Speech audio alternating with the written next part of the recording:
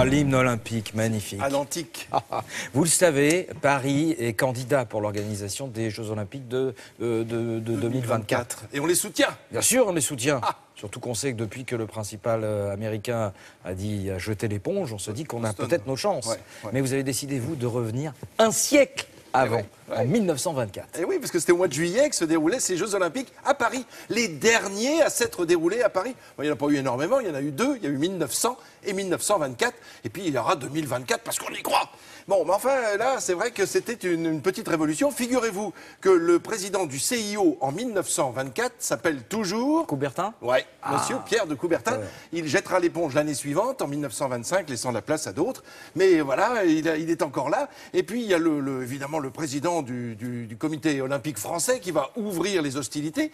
Alors, Paris a été choisi parmi d'autres villes, comme à chaque fois. Ouais. Qu'est-ce qu'il y avait ? Il y avait Los Angeles, tiens, c'est curieux. Il y avait Hambourg, tiens, il y avait Rome, alors que Rome est encore candidat pour 2024. C'est étonnant comme l'histoire a tendance à se reproduire un petit peu. Alors, je sais pas si on a vu l'image avec le village olympique. Juste avant. Ah oui, parce que c'est extraordinaire. Et voilà, merci beaucoup. Parce que regardez, c'est la première fois qu'un village olympique est organisé à l'occasion de Jeux Olympiques. Ah, c'est le premier village olympique. Absolument. Mais il faut voir dans quel état, parce que ce sont des cabanes en bois. Enfin, c'est pas plus évolué que ça, quoi. C'est mettre les sportifs dans de tels éléments. C'était vraiment, ils pouvaient à la limite rester à l'hôtel ou rester chez eux. Oui.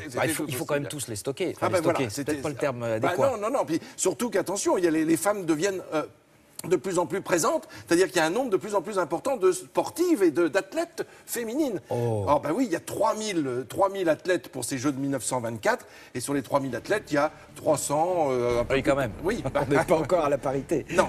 1924. Mais aujourd'hui non plus. Aujourd'hui non plus. Quand on regarde les défilés olympiques... Alors là, c'est parti. Alors voilà, on regarde. Alors c'est le président, justement. Et regardez, c'est le président de la République, Gaston Doumergue. On a vu juste à ses côtés, il y avait le prince de Galles. Et voilà que commence le défilé des délégations, évidemment. Oui. Avec, donc, vous avez dit qui ouvrait ? Alors, on a vu les États-Unis, on va voir la France, évidemment, et puis on va voir toutes ces nations. Alors, je vous le disais, car non, je ne vous ai pas dit le nombre de pays, je vous ai dit le nombre d'athlètes, 3092, 44 pays représentés, des sports, bon, il y en a quelques-uns, on va en voir quelques-uns, mais... Il n'y a pas de flamme, dites-donc. Mais pourtant, elle est bien là, vous posez la bonne question, c'est la première fois que la flamme olympique est vraiment présente lors des Jeux. Regardez, vous savez, on est à Colombes, c'est à Paris que ça se passe. Le stade a été reconstruit. Il y a un lâcher de Colombes d'ailleurs. Évidemment, et pour cause. 60 000 places pour ce stade qui va accueillir les principales épreuves.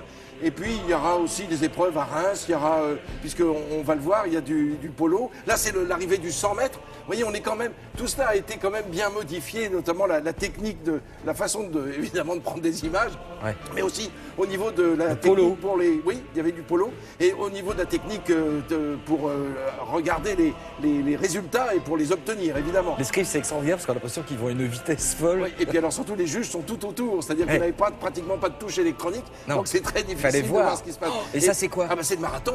Regardez, ils ont déjà le mouchoir sur la tête parce que ça va être très long, évidemment, 42 km à effectuer. Et il y en a un qui va s'arrêter, il va prendre un verre et on va lui dire non, c'est du vin, ça arrête. Ravitaillement au pinard. Il va à l'autre. C'est énorme. Non, j'exagère parce que rien ne dit que c'était du vin, évidemment. Il se ravitaille au pinard. On est en 1924. À l'époque, vous aviez des publicités en disant le vin, c'est très très bon pour les sportifs. Bien sûr. C'est à boire avec modération. Mais bien sûr, on le sait maintenant. Donc on le voit bien avec des champions extraordinaires qui étaient là. Il y avait Borotra, il y avait Lacoste qui ont une médaille de bronze au tennis. Il y a eu Johnny Weissmuller, vous savez. Lui, il est resté coincé d'ailleurs. Oui, pourquoi vous dites ça ? Parce qu'il s'est toujours pris pour Tarzan et puis il est terminé comme ça.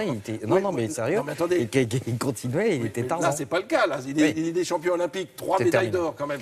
C'est quand même pas rien. Et 5 médailles d'or pour un Finlandais, Paavo Nurmi, extraordinaire aux 1500 mètres, aux 3000 mètres, aux 5000 mètres, aux 10 km. Enfin bon, extraordinaire. On se souvient d'ailleurs de Paavo Nurmi. Ah oui. Non, pas du tout, on s'en souvient pas. Mais vous souvenez-vous de Paavo, mais pas de Nurmi. Voilà, exactement. Merci beaucoup. On va maintenant regarder les couleurs du ciel un petit peu. Oui, c'est important.